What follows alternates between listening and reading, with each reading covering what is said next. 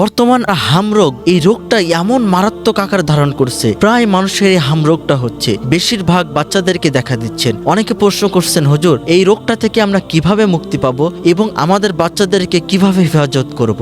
দর্শক বন্ধুরা, এমন গুরুত্বপূর্ণ একটি আমল শেখার আগে ইসলাম প্রচারের সাথে ফেসবুক থেকে দেখে থাকলে আমাদের পেজটি ফলো করুন, ইউটিউব থেকে দেখে থাকলে আমাদের চ্যানেলটি সাবস্ক্রাইব করুন এবং অন্য জায়গা থেকে আমাদের ভিডিওটি দেখে থাকলে লাইক কমেন্ট শেয়ার করুন। আসুন তাহলে রাসূল আকরাম সাল্লাল্লাহু আলাইহি ওয়াসাল্লামের শেখানো সেই দুইটি দোয়া আমরা সকলে শিখি নিই। প্রথম দোয়াটি হচ্ছে আল্লাহুম্মা আফিনি ফি বাদানি, আল্লাহুম্মা আফিনি ফি সামঈ, আল্লাহুম্মা আফিনি ফি বাসারি, লা ইলাহা ইল্লা আনতা। আরেকটি দোয়া হচ্ছে আল্লাহুম্মা ইন্নী আউযু বিকা মিনাল বারাসি ওয়াল জুনুনি ওয়াল জুযামি ওয়া মিন সাইয়্যিল আসকাম। এই দোয়াটি আপনি বেশি বেশি করে পাঠ করতে থাকুন এবং আপনার বাচ্চাকে এই দোয়াটি পাঠ করে আপনার বাচ্চার শরীরে ফু দেন। আল্লাহ পাক রব্বুল আলামিন এমন কঠিন রোগ থেকে আল্লাহ পাক রব্বুল আলামিন আপনাকে আমাকে সকলকে নিশ্চয় হেফাজত করবেন। সকল ভালো থাকবেন, সুস্থ থাকবেন। আসসালামু আলাইকুম ওয়া রাহমাতুল্লাহি ওয়া বারাকাতুহু।